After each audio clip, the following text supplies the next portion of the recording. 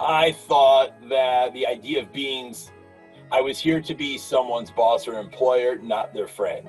And Mm, I don't know why I thought along those lines. It might be that you always perceive a boss, or all the right. bosses I had had up until that point were jerks.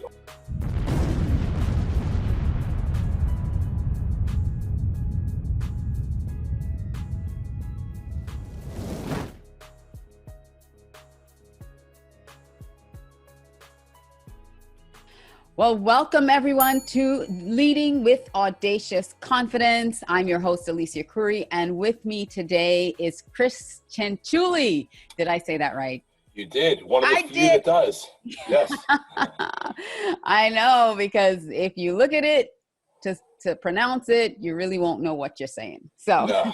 I know I had a hard time at the beginning, but figured it out. So Chris, thank you so much for coming on the show to talk all things leadership and confidence.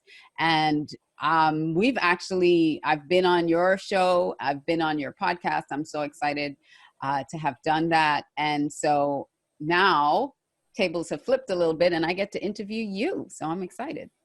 Let me tell you a little bit about Chris. Chris Cianciulli is the founder and CEO of Connex, a community of over 100 business owners working together towards personal development and business growth. He is also the creator of the My Mistakes podcast, where guests are interviewed about mistakes made on their way to achieving success. Chris also reflects on his own mistakes in business and what lessons were learned. The My Mistakes podcast started attracting listeners at a very fast pace, and within 2 months had regular listeners all over the world and even on every continent. Communicating and getting people's attention is something Chris does in his own unique way. His passion and intensity when sharing stories or experiences is infectious. And what he attributes to the success he's had and the awards he's won in areas of business, networking groups, and business marketing. Prior to this, Chris founded an organic coffee sweetener called Trala. For 2 years, it ranked #1 on Amazon and Google, with sales in every state of the country, as well as Puerto Rico.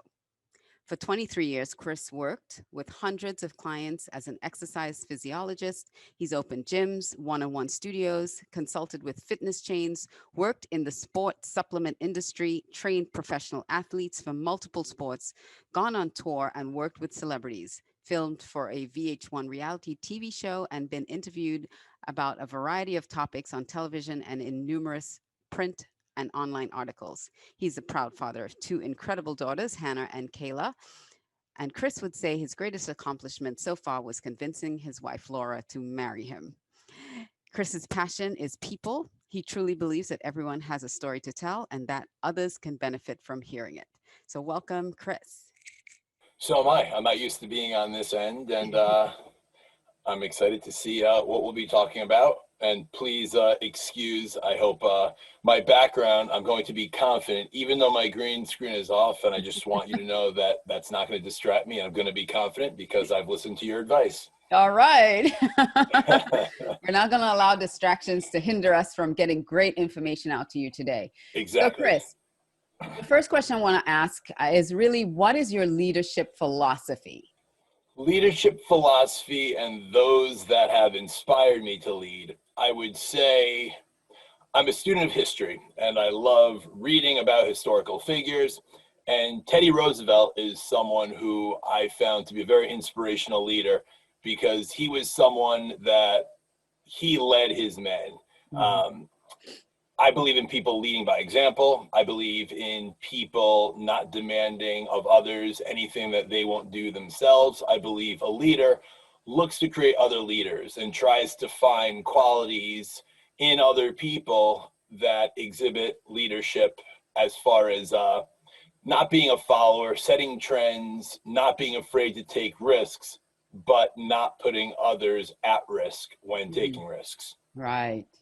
That's very interesting. And it's so true that when you are a leader that is willing to do whatever it takes, and you're not telling someone to do something that you're not willing to do yourself, then that to me as well is not great leadership, because now you're pushing someone out there that you're not willing to go. Because Teddy Roosevelt, he went into battle with his men. He wasn't one of those leaders that sat way, way behind and, and told them, well, you go fight. I'll wait back here. You know, so yeah, leading by example and being willing to go and do what you're asking other people to go and do as well. And over time, because I want you to tell me your journey through different stages of leadership for yourself and how that really impacted your own confidence.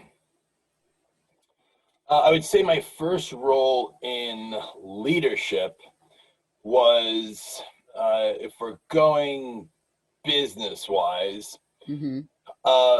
or even like as a team captain. I was a captain of a tennis team that's probably the first role of having any kind of, I don't want to say, but a say in the direction of plays or positioning, having others ask me. I saw that when you're in a position of leadership to where people come and ask questions, the first thing I learned in middle school was confidence. So any decision, if someone comes and asks you, where should we be standing? If you say, I don't know, wherever, then you're vague. And that can be at any age. It's asking with intention or direction. So let's see. First business I started I was 22 years old and I opened my own gym. And I had a couple of employees, 2 working for me, one working at the desk checking people in and one who was a trainer. And I thought that to be a good leader, you need to be strict. I thought that people need to fear you. I thought that the idea of I was here to be someone's boss or employer, not their friend. And I don't know why I thought along those lines. It might be that you always perceive a boss or all the bosses I had up until that point were jerks or because you were modeling what you saw. Yeah. And I saw how that can make people dislike you very fast or talk about you often. You had to intimidate them, like they had to fear me so that they would do what I asked. Yeah, I didn't ask, I told. And that was an early mistake that I made when I sold my gym and merged it into a much larger organization. At that point, I had about 11 trainers working for me. And I remember that I would raise my voice, or if someone did something wrong, I don't want to say yell at them, but yell. And I saw, again, how uncomfortable that makes people, but I thought that's what being a boss or being a leader was. And it really took up until, I would say I didn't learn how to be a good leader until probably in the last 5 years. So it took burning many bridges and making many enemies until realizing if I stay on this course, no one's going to like me in life. Or I will not be a leader, because I don't think many people realize people choose to be led. And leaders... That is huge. Just say that again. People choose to be led. That's absolutely. Yeah. Look at how we are with what's going on with COVID. Look how people look to politicians. People look for leaders. And when there aren't leaders or good leaders, people can be swayed or seduced by bad leaders. And by bad leaders, when I said earlier that you need to take risks without risking others, some leaders don't have people's best interests at heart, and they only care about what they their agenda, right? What their agenda is. Better word, agenda. So I think that when choosing, if you want to be a leader, I think you have to be principled and you have to be clear what you stand for. Yes. And that's what I think some people who head large companies, people who are the head of large countries, it's how are they gaining that support or follower? What is their agenda, to use that word? And I found that even looking at the people who I have allowed to lead me, or who I've answered to, or mentors, or people I have respect for, I chose those people to be my mentors because they carried themselves in a way where they always respected those around. It's a very cliche term, but to get respect, you have to give respect. It's Mhm. so cliche, but it's also so It's true. so true. It's so true. You have to be able to hear other people, hear where they're coming from, and find validity in what they're saying instead of just saying no, my way or the highway. You know, that's one leadership way. People look at it, it's my way or the highway, and it's not necessarily the right way. Yeah. So you said in the last 5 years or so, what, other than, you know, thinking that, okay, I've burned a lot of bridges, nobody's going to like me, what else was going on that made that switch for you? Was there something that really just like, wait a minute, that, you know, that went off in your head? Uh, I think the thing that trained me best for leadership was I got very into networking groups. There's a couple that most people are familiar with. They have 3 letters in the Okay, title. yeah. Most people know that one. And when getting involved, I became president of a chapter that had 17 people in it. And in about 3 years, grew it to 83 people. Mm, And in doing so, the first year, I wasn't good. I was using that mentality of set rules, tell people these are the rules, this is what and yeah, you need to this is do this, what this and this, we right? expect. Well, I would used to say I a lot. I would say, here's what I expect. And Mm. what I learned is people don't answer to an individual, they answer to an organization or a company or a group or a club. Or a So it vision, had to be, you know, yeah, they, yep. So I did change it from what I expect to what we expect of you. mm-hmm, And every time, I rarely will say the word I anymore. I've mm-hmm, switched it to we. So by changing that narrative of what we expect of you, instead of giving people a list of rules, I handed out a sheet of paper to everyone and a pen or pencil to everyone. And I said, what are the 10 rules that everyone here thinks that we should have in place so that we can grow to better everyone's businesses? And by having everyone contribute to what the rules we were going to follow, people didn't feel that they were answering to my rules. They were the rules that the group had set. So if mm-hmm. someone came out of the attire that we agreed on, men wearing collared shirts, women wearing something we go into work, something appropriate, not like you're going out, Mm-hmm. these were the words that were used from the members. So to So they post took that, ownership. You gave them yeah, ownership of it. And that's another really great asset of a leader, is when you're able to give people ownership of the result, so that they are now engaged more, because like you said, you're not telling them what to do. They have input in how this grows and how it succeeds. So yeah. that's great. And then you started reading and improving and expanding your mind. I look at leadership like pretend you and a bunch of friends are going on a road trip and someone says you drive. Mhm. That person in the driver's seat is the leader. And eventually they're going to turn the car keys over to someone else and someone else is going to drive. A good leader will teach other people or show other people or inspire other people to want to step up. With that group, the expansion happened and we added so many members. I was awarded President of the Year for the whole organization, 325 chapters. Wow. Um, and I was so proud of that award because I know I wasn't good when I started out. Mm-hmm. And even toward the end, my vice president said, how would you rank yourself as a president or as a leader? And I said a 10. And I realized in that answer that that wasn't even the answer that a true leader would give. Because if you think that you're perfect, then you're done. You're done. Right. And No room to grow. yeah, so I think the best of best leaders can only be nines. Mhm. Maybe a 9.5, maybe 9 3/4, but I feel there's always something someone can Always do. something to learn, always And, something to grow. and probably the key thing I learned about leadership to cap off that experience is when I was going to leave or no longer be part of that organization, I said to my mentor, let's see if the whole thing falls apart now. And he said, because I made the comment, and he said, well, if it does fall apart, that'll show that you really weren't as good as you thought or everyone else thought. And I said, no, that'll show that I was good, because without me, it fell apart.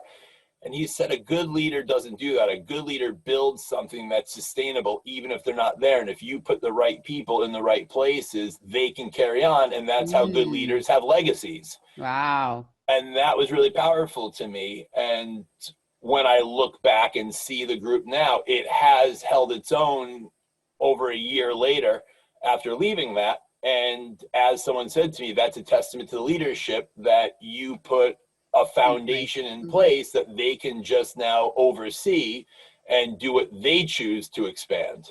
That is incredible. That really is a big aha right there, that a great leader creates that foundation that others can follow into, so that what you started building doesn't crumble when you leave.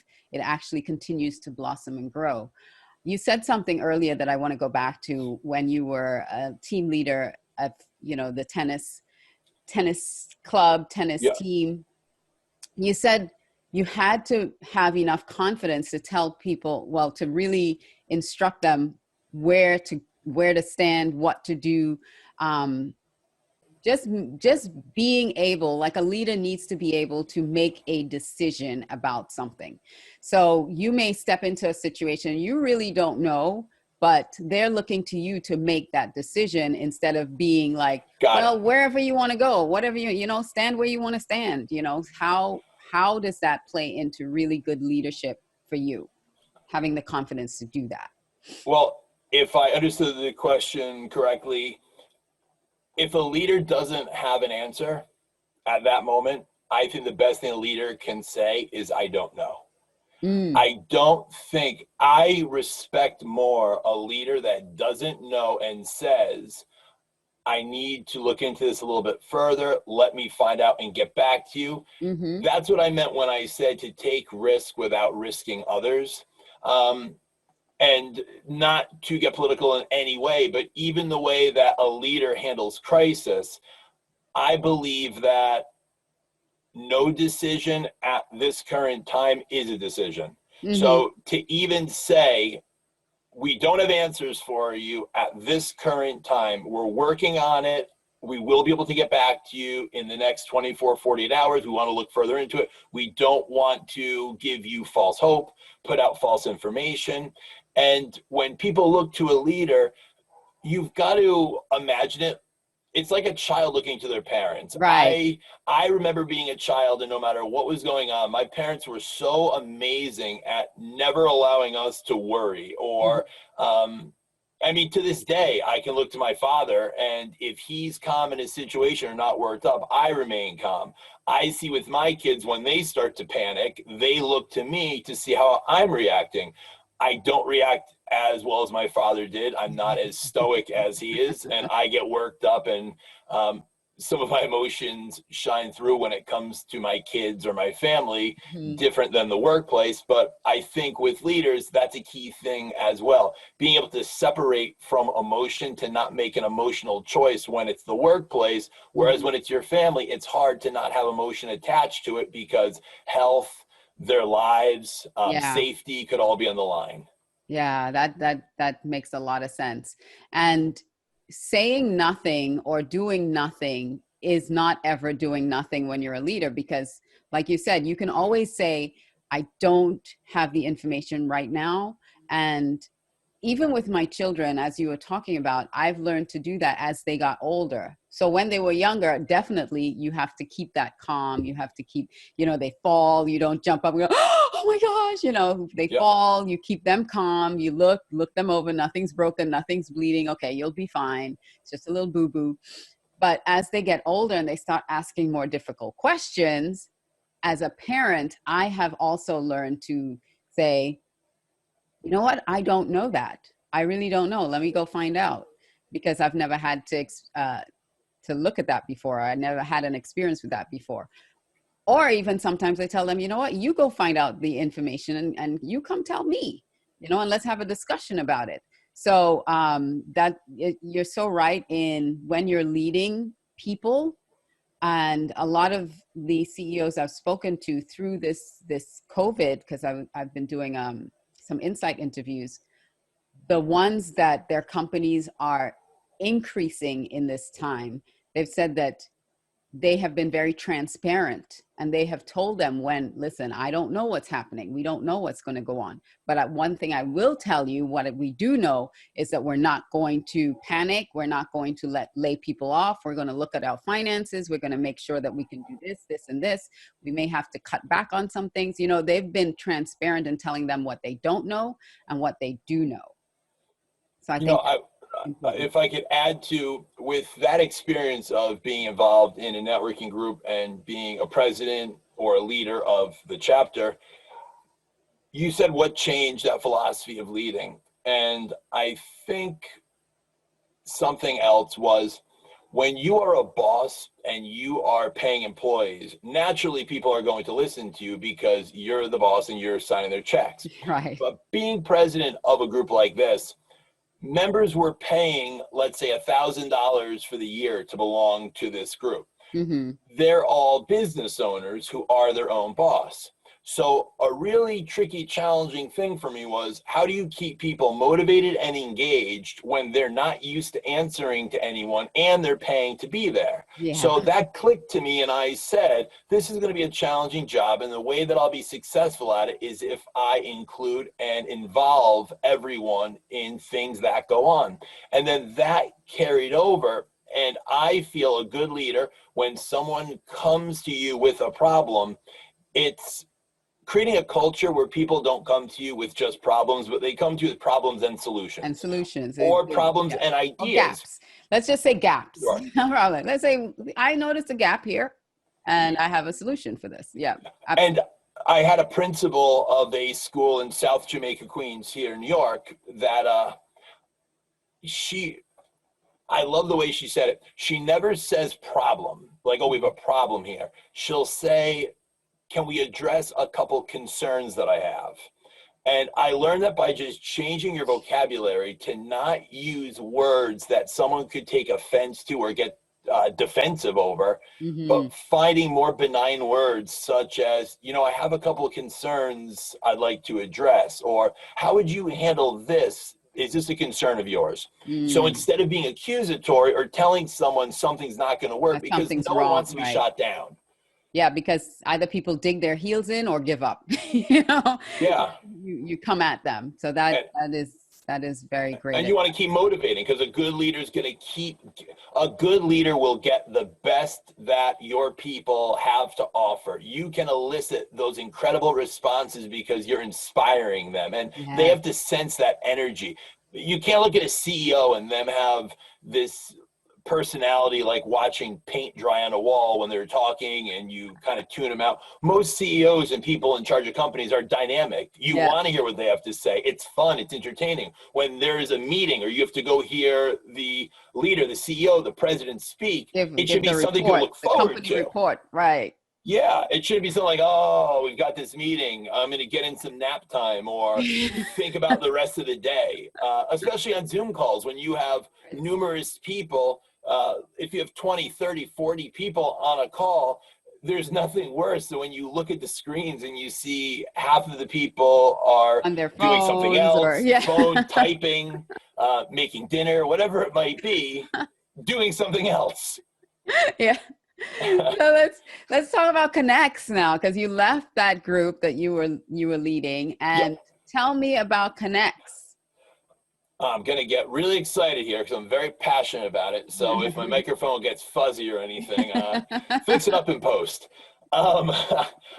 Connects was the original brainchild of myself, which has evolved into something bigger and greater than I anticipated or thought it would be. If you've ever belonged to any of the networking groups, one of the key things about them is when you're looking to join a group, you have to submit an application and you're voted in. They have one person per category of the networking organization. They have a board of directors. They have rules. And I hated all of that. I thought that was the dumbest way. You're basically encouraging discrimination to where you're choosing people that you deem fit to be part of your organization. So I Based on your hated the own idea of voting. biases, Yeah, right? absolutely. Hated that. I said out the window. You know my feeling on that. We've talked about it. I've interviewed about it. Yeah. So I don't like the biases when people vote someone in. Two, I hate the idea of exclusivity of a profession in a group, because what if you have someone in the group who's an accountant, who's in life insurance, who's a mortgage broker, and they stink? They're not good at getting back to people. They are a little standoffish. If that's the only person you have, that's the only person that you can refer You to. can refer, right? Didn't like that. Don't like board of directors. To me, why do you have to answer to someone who's your equal in an organization? Why are they calling the shots? Didn't like that. There's bylaws, and you got this legal agreement, which it's supposed to be fun, and you've got rules. So Connex was formed throwing all those concepts out the window. Connex is a community. It's like-minded people who have businesses or books of businesses that support, encourage, and refer to one another for business leads, business jobs, or simply introductions. We started as an area group on Long Island with myself and then 3 other people that I was friends with from my former group. We sat down at an Applebee's one night, got together, just started discussing. I laid out my vision. They gave me their input and suggestions, what the first step would be. Mhm. And then 18 people from my former group came over and started with me with Connex. Within 3 to 4 months, we were about at 40 members. When COVID hit, we were only about 6-7 months in. We were at 63 members. We are now, it's September 18th, and we are at 98 members as of this morning. So in 13 months, we went from 1 to 98 members. And it's not just people in the region of Long Island. Long Island's broken into 2 counties, Nassau County and Suffolk County. When COVID hit, we started having people, you were on, I started doing something called Zoom at Noon. Zoom at And the idea was just to get people together every day, Monday through Friday, for 15 to 20 minutes, so we would have something that was routine in our day. There was so much uncertainty. Many of the members were complaining or reaching out that they were depressed, they were scared, they didn't know what was going to happen to their clients, their patients, their customers. So we got together, and I wanted people to know that I was there for them, as were the other members of Connex. And it started attracting people from all over, from all the boroughs of New York, New Jersey, Florida, North Carolina, Connecticut, Massachusetts. So it started drawing people in. And then I said to my good friend and co-host from my podcast, Sean Rosenfeld, who helps me. So it wouldn't be possible to accomplish as much as we have in such a short time without him. I really owe him so much for his time and effort. We spoke, and I said, Sean, I think that we can go way beyond being just a little area networking group. I think that this is a movement. I think this is people that believe in community, that believe in supporting one another, where it doesn't have to be just a transactional piece of business, but instead it could be being a sounding board where people can bounce ideas off of. It's a community of people who have each other's best interests at heart. And by doing that and coming together, it started bringing people from all over that started joining. And I never imagined it would go in that direction. But what I found hard and what I still struggle with is letting go of what I envisioned it to be prior to COVID, because it's evolved into something different. And that's a sign of a leader, is to not fight it and try to force it, but instead to go with it. And just, J.D. Salinger said, things in life that don't evolve eventually die out. Yeah. And I feel that's business. When you say this is the way we've always done it, pack up, it's a nail in the coffin. It's downhill from there. And you also, I believe too, you also have to allow other people to help the vision expand. So when Sean came on board, the ideas and the things that he's doing can help take your vision to the next level. When you look at at Steve Jobs and Steve Wozniak, you know, nobody really knows much about Steve Wozniak, but Steve Jobs couldn't do what he did without the other Steve, you know, to help push that vision even further. So it's always great when you include other people in your vision to help it go further.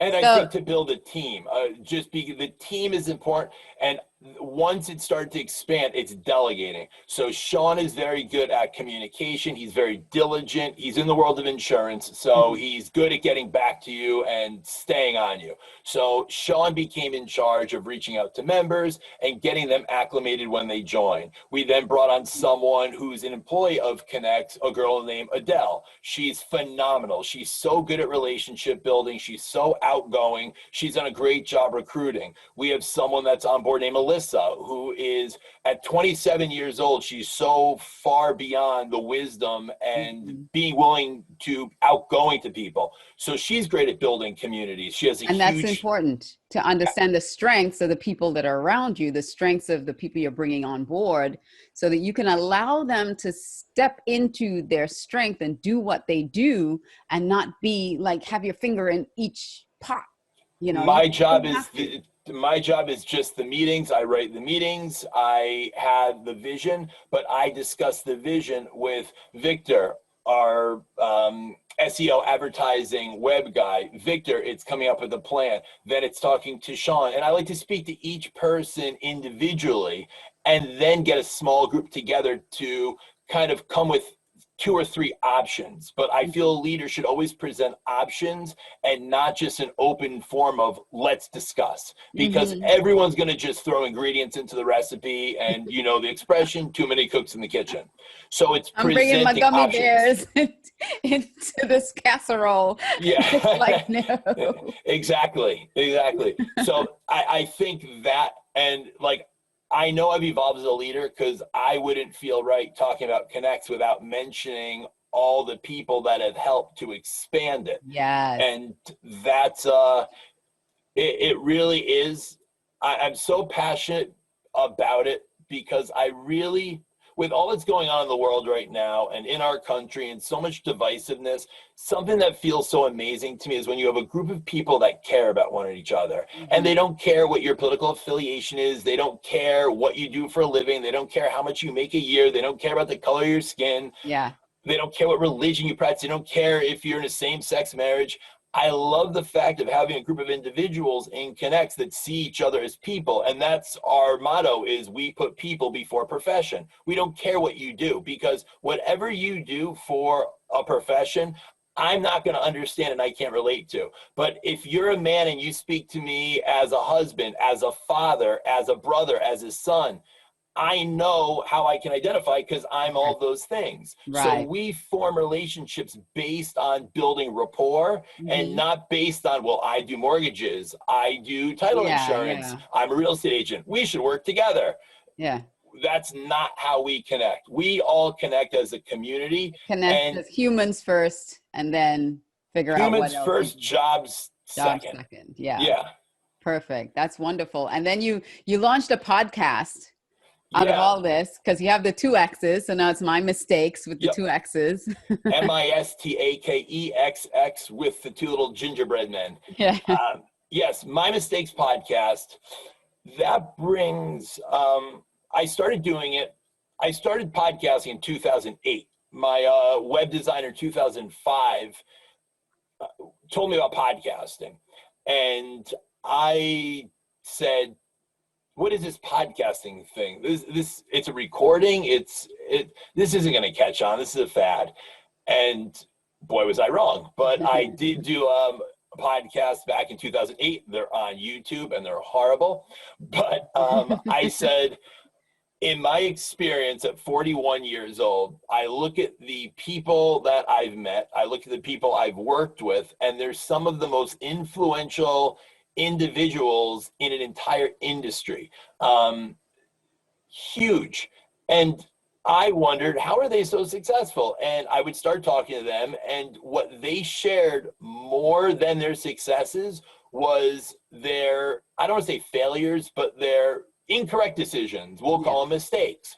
And then I started looking at my mistakes, and I started realizing that I should probably have a net worth of somewhere in the area of 10 to 20 million dollars at this point with some of the opportunities that I've had, but stupid things have screwed it up. Mhm. And it could be as simple as me knocking over my green screen and causing wrinkles to why I've got this fuzz behind me right now, to something major like building a website on a shared server in which I went on TV to 80 million people, and it crashed the server in 4 minutes. And I had $27,000 worth of sales in 4 minutes, and then crashed the server Oh and no. was not able to get it back up. So anything thereafter was lost.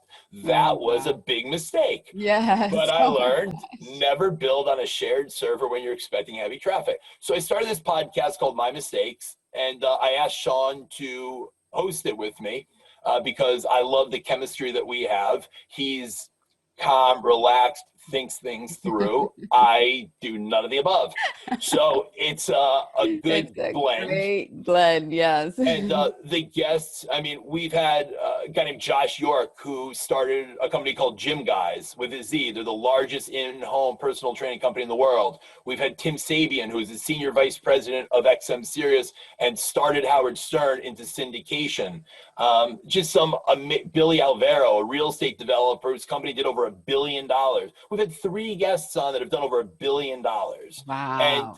their success stories have so many things that didn't go the way they planned. And Yeah. to me, you learn more from someone's mistakes than you do their successes. Yes, absolutely. That's So wisdom right there when you it, learn from what they and what you they know, it failed at. took off. It really took off because when Sean sends me the reports, we have listeners on every continent of the planet. And Wow. something about that, Congratulations. something about that just like gives me goosebumps, like the fact that That is there are awesome. people in Asia and Africa and Europe that have Listening to heard your my podcast.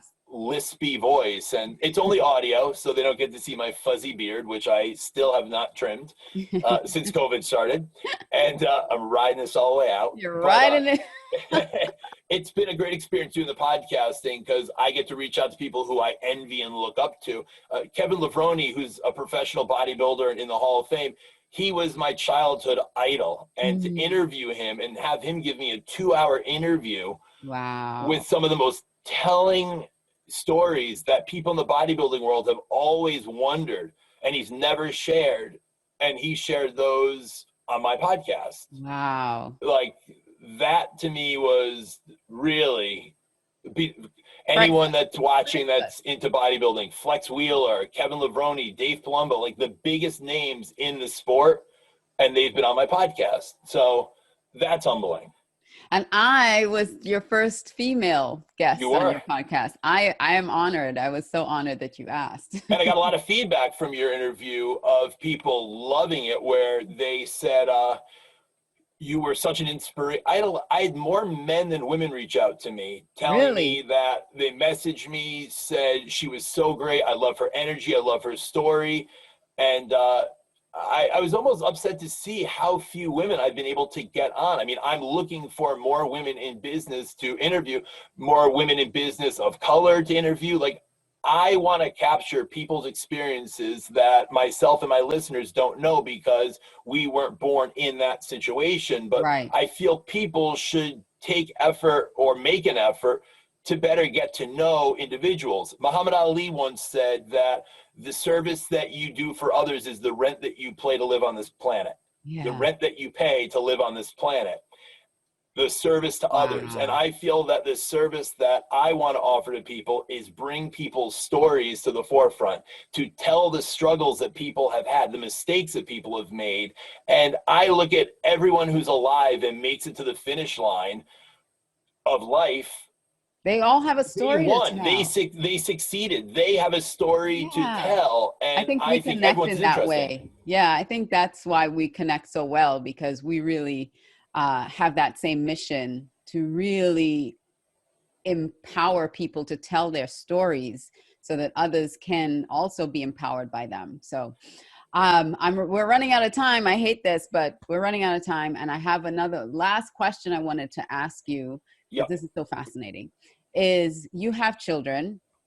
What advice do you give them about their own confidence? Because I know you also had some challenges with yours, and as I did with mine. What advice do you have for them about confidence and leadership? I never had a problem with confidence. Ah, Never. well, my mistake. You know, well, but the scary thing is that never shook my confidence. Lots of mistakes, but I'm not scared That's to my keep putting it out mistake. there. No. I thought when we talked about being, that I said I was short and I was being short, and then you talked about your lisp. The lisp, as much, it never got me to stop talking. I think the only thing I've ever been, and I will just speak on confidence, is losing my hair was the only thing that shook my confidence, because it made me start to look different than the person who I thought I was. And very often our looks become our identity. Yeah. And when you're younger, you don't realize that your looks are going to, we'll go with evolve instead of fade. They're going to evolve. They're going to evolve, yes. They're going to evolve. Like my beard evolved to gray, which requires color to bring it back to a dark color. But as far as, and speaking of hair, like I dyed my daughter's hair 2 nights ago pink, because she's in 2nd grade and she saw someone on TV or on YouTube with pink hair, and she said, "Daddy, can I do my hair pink?"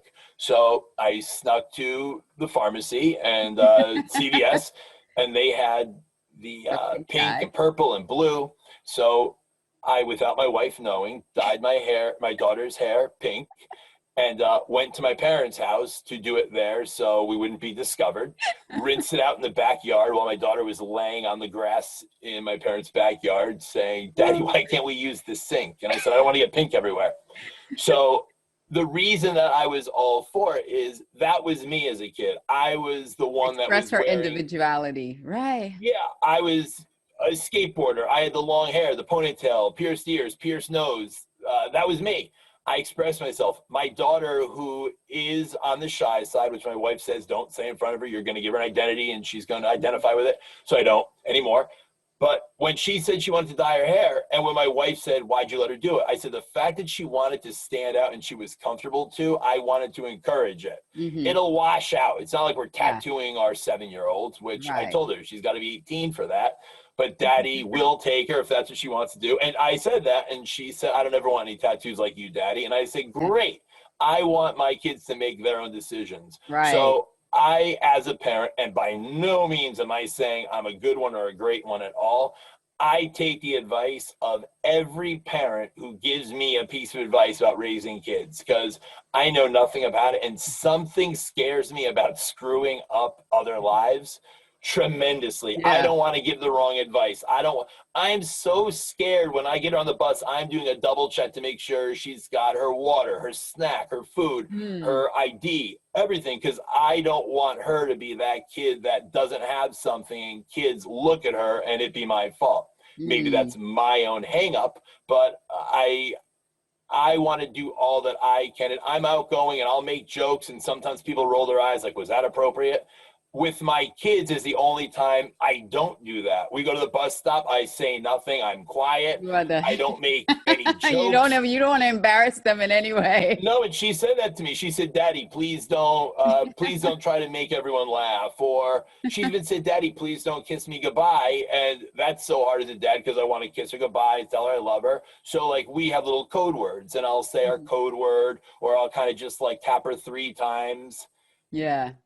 Yeah, so you're making up your own little way. Our own way to not embarrass her. And my other daughter, Kayla, will stick her head out a window and yell, "Daddy, I love you."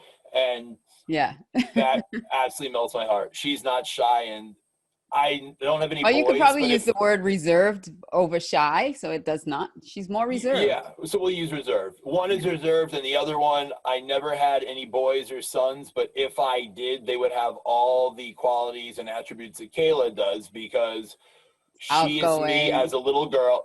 No, you said outgoing. Crazy. She'll jump off things.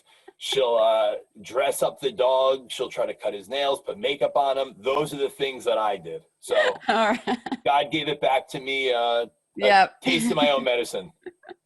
Well, thank you so much for joining us today. I love this. This was a great conversation, and looking forward to doing this again sometime. So thank you, thank you, thank you. And for those of you who want to get in touch with Chris, how do they get in touch with you? Find me at, best would be go right to the website for Connects, which is, look at that. Can I even move? Getconnects.com. Yep, CONNEXX.com. You can reach me right through that. And check out Connects. It might be something that's, a perfect fit for you if you have a business. And if you do have a business and you're a female, contact me because I need more female guests. I'll send some your way. Absolutely, be great. All right, everyone. This was a great show. Thank you so much. Take care. Audacious confidence is the unshakable belief in yourself that's so brave and so bold that you step into what's possible for yourself, despite your feelings, fears, or failures. I encourage you to follow, subscribe, like, and share this out with your friends. To learn more about our guests, check out some additional episodes. Go to aliciacoury.com/leading with audacious confidence. Until next time, this is Alicia Coury saying, live your life bold, brave, and step out with audacious confidence. Till next time.